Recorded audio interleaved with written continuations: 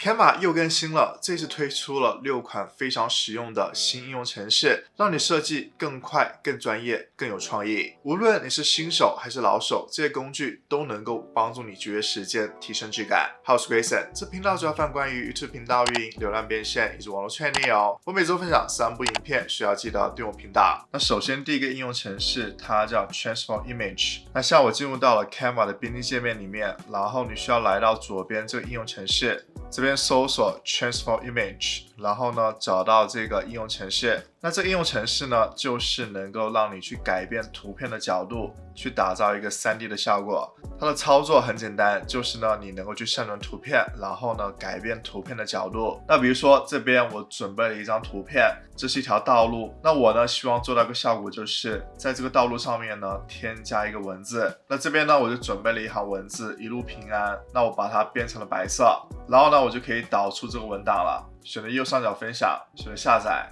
这边呢一定要导出透明的背景，因为呢我们只需要这个文字，不需要这个后面的背景。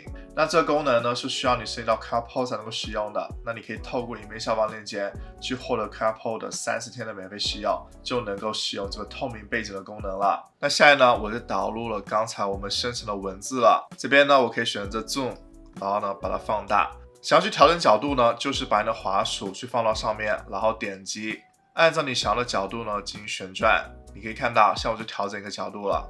那我希望呢，它是能够去一个平躺的方式，在我的路上面的。你可以看到大概是这样的。那找到一个合适的角度呢，就可以选这个 Add to Design， 你就可以看到，像我就加入了刚才我们调整角度的这个文字了，调整它大小，然后呢放到这边，你就可以看到这个文字就融入到这个道路上面了。那我可以稍微调整一下它的角度，让它呢显得更加真实一些。我也可以呢去调整它的透明度，比如说稍微调小一些，大概是90%的透明度，就能够让这文字更加融合到我的路上面了。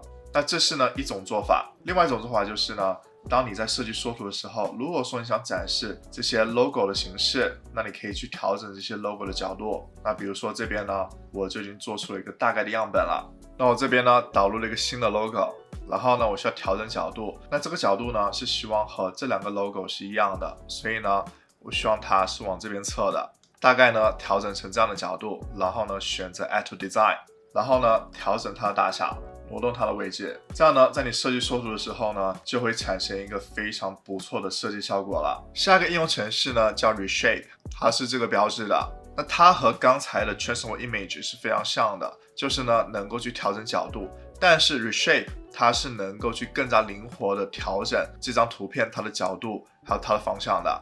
比如说现在呢我有一个展示的版面，我想要把我的图呢去嵌入到这个白板里面。比如说呢我可以尝试一下把我这个频道的首页呢就嵌入到这白板里面。我可以先把这张图片呢覆盖到整个白板这边，然后呢会有4种做法。首先先选这个 Distort， 像它每一边呢都会有3个点，那我是能够去挪动这3个点进行调整的。首先挪动这个点，你可以看到我就调整角度了，再挪动这个点，再挪动这个点，以及呢挪动这个点。当这个大小合适的时候呢，就可以选 Save 了。那你就可以看到呢，我的频道首页呢就嵌入到了刚才这白板里面了，会显得更加真实。那还有其他的方式，第2个呢就是叫这个 Skew， 那它呢也是每边会有3个点的。当我挪动这个点的时候呢，你可以看到它只会影响到我的一边，这一边呢是不会影响到的。那如果说我挪动这个角，你可以看到它是按照平行四边形这样挪动的，所以呢它是这样的运行原理。还有呢这个是 Perspective， 当我挪动这个角的时候呢，你可以看到这一边呢是同时运动的，而当我挪动这个角的时候呢，那也是这一边同时运动的，所以呢它是一边都会影响到的。再来这个是 Wrap， 可来看一下，挪动这个角的时候呢，你可以看到我可以自由挪动，就像揉纸一样，想揉成什么样都是可以的，而且呢还可以负角度，这一点也是一样，你可以看到可以把它完全负角度的揉过来，这个就是 Wrap 的做法。下一个应用程式呢，它叫 Motion Type。那这边你可以看到，它是有5种字体动画的效果的。比如说呢，我可以选择这个动画效果，在这边呢，我可以调整这里面的信息。比如说呢，我可以输入我的名字，那你可以看到它就变成了我的名字了。这底下呢，你可以调节一下这整个画布的大小。你可以看到它是1800像素乘1800像素的。如果说把它变更大一些，你可以看到它会展示成这样子。然后底下呢，你可以调整一下这个字体。如果说你有做2行文字的话，你还可以调节它的对齐形式。那你可以看到，如果说我有2行文字的话，就会显示成这样子。那我可以调整它的对齐形式。那我个人觉得还是一个文字是比较好看的。然后呢，你可以调节一下这个字体它的颜色，以及呢，它在往右拉伸的时候，它的幅度是怎么样的。比如说可以调节这个数值，你可以看到这边呢，它的数值就会变掉了。然后呢，可以调节它的距离，这个距离呢就增加了。然后底下呢，就是它的这个效果，它的循环程度，还有呢，它这个效果持续的时间，你都是能够调整的。那在做完之后呢，就可以选这个 Add to Design。现在呢，就在生成这个字体了。那现在就可以看到，它就帮助我去生成了这样的动画字体了。那它呢，还有其他的动画效果，比如说可以选这个 Outline。